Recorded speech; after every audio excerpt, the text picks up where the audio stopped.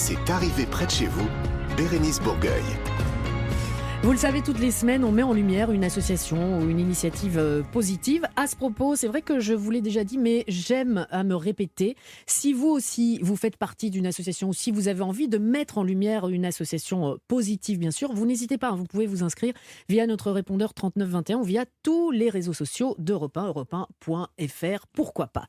Aujourd'hui, l'association dont on va parler s'appelle Assiette Végétale. C'est une association à but non lucratif.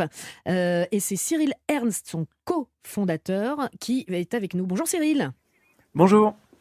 Alors Cyril, voilà, d'entrée de jeu, moi je n'ai pas dit grand-chose, si ce n'est votre nom et puis dire que vous luttiez à votre façon contre le réchauffement climatique. Est-ce que vous pouvez nous en dire plus et nous dire surtout en quoi consiste votre association ? Oui, bien sûr. Alors, bon, tout est dans le titre. Hein. Merci Cyril. On agit avec les professionnels de la restauration collective pour que leur menu inclue plus de protéines végétales, parce que, comme vous l'avez dit, c'est le meilleur moyen de réduire le changement climatique, et c'est aussi finalement l'un des plus simples.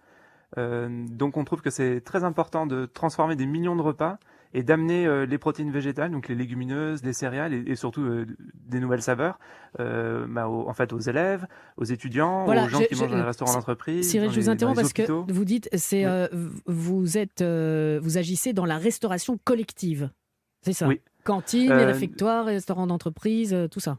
C'est ça. Donc c'est des milliards de repas par an.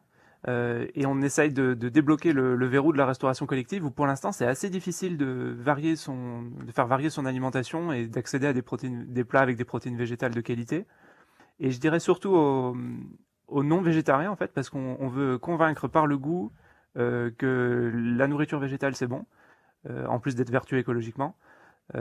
Et donc on va amener des millions de repas nouveaux à des gens qui chez eux n'ont pas forcément le réflexe ni l'envie de changer d'alimentation. Ou pas la connaissance. Et en restauration collective, ils auront accès à cette alimentation. Cyril, beaucoup de questions. Hein. Je passe la parole à Mathilde. Oui, bonjour Cyril. C'est-à-dire que vous parlez de protéines végétales, c'est-à-dire pour remplacer la viande, notamment, en plus des légumineuses. C'est ça, ouais. D'accord. Donc alors en fait, on peut le faire en remplacement de la viande, mais disons que l'idée, c'est de varier son alimentation, donc il ne s'agit pas d'opposer un menu à l'autre.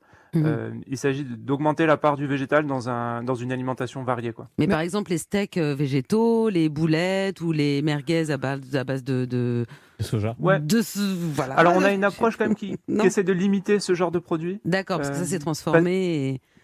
Exactement, on préfère partir de produits bruts, de légumineux. Donc par exemple, ça peut être un couscous avec des pois chiches croquants, ça peut être un bourguignon avec des carottes rôties, des champignons, une purée de pommes de terre dans laquelle on attaque des haricots blancs, un mafé avec du beurre de cacahuète. Oui, c'est pour montrer que c'est pas parce que c'est végétarien que c'est pénible pour autant, quoi, surtout.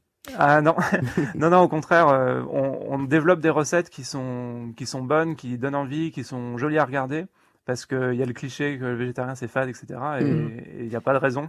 Donc on a des formations pour apprendre aux chefs à cuisiner végétal et leur donner envie de le faire. En tout cas, ça suscite beaucoup de réactions ici. Laurent. Oui, bonjour. En fait, il y a certaines écoles, certaines mairies, je pense à la mairie de Lyon, qui avait déjà essayé qui je crois d'ailleurs l'applique toujours, d'initier les enfants dans les cantines à manger justement autre chose que de la viande. Qu'est-ce que vous allez leur apporter de plus ? Il y a peut-être un aspect plus ludique, dans la découverte ? Oui, alors nous on travaille pour l'instant principalement avec des chefs de collège, de lycée et de restaurants d'entreprise et de crous, donc de la cuisine sur place. On leur apporte en fait l'explication de pourquoi on demande à des chefs de faire du végétarien. C'est pas très clair pour les chefs qui se retrouvent un petit peu dos au mur comme ça. Une loi leur demande de faire ça et il n'y a pas beaucoup de sens donc on leur apporte déjà ça. On leur explique pourquoi c'est important écologiquement, pourquoi c'est bon au niveau nutritionnel, quelles sont les associations qu'on peut faire pour qu'on crée de bons plats. Et donc tout ça, c'est assez nouveau dans le répertoire des chefs en France. On a tendance à croire que oui, végétarien, il suffit d'enlever la viande, mais en fait pas du tout. Ce sont des plats à part entière qui nécessitent de retravailler, réapprendre finalement un petit peu à cuisiner autrement. Et donc cette formation, c'est ça que ça leur apprend. Et alors c'est vrai que vous citez l'exemple de Lyon, il y a une polémique, mais ça c'est quelque chose de c'est une polémique politicienne, c'est quelque chose qui est hors du cadre de la cuisine. Et nous, ça nous intéresse pas trop. Et je pense qu'il y a plein de villes, j'en suis même sûr, il y a plein de villes, plein de restos-U, plein de restaurants d'entreprises collectives qui font du végétal où ça se passe très bien. Et je préfère penser à ça Ah ben, plutôt on va que parler de des ça. polémiques On vraiment va stériles, parler de quoi. ça. Cyril, quelle est la réaction des bénéficiaires de votre action? Qu'est-ce que vous avez déjà comme retour? Ouais. Bah, par exemple, on a fait une semaine verte dans les assiettes, donc une semaine où on mettait en avant le végétal dans 3 restos U du Crous de Bourgogne-Franche-Comté. Et sur ces 3 semaines, le taux de prise, c'est-à-dire le nombre de la part de gens qui ont pris le plat végétal, était de 37%. Donc ça parle Vachement bien. Ouais. par les chiffres. Hein. Les gens, quand on leur propose quelque chose qui est abouti, en végétal ou pas en végétal d'ailleurs, le choisissent. Et je pense qu'ils le font indépendamment d'ailleurs de grandes considérations écologiques ou morales, etc. Les gens choisissent parce que c'est bon.